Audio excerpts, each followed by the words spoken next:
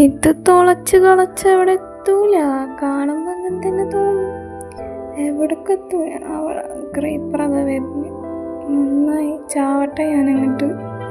അപ്പം നമ്മൾ ബുദ്ധി യൂസ് ചെയ്തിട്ട് നമ്മൾ ഇതിൽ കൂടെ പോകും.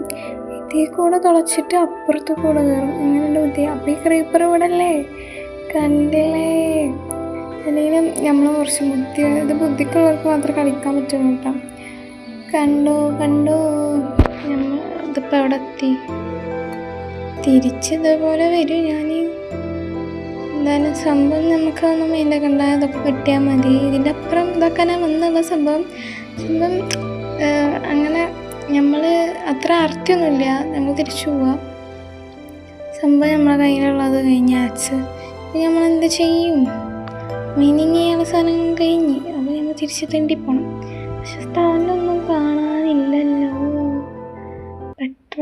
പെട്ര ഇല്ലില്ല.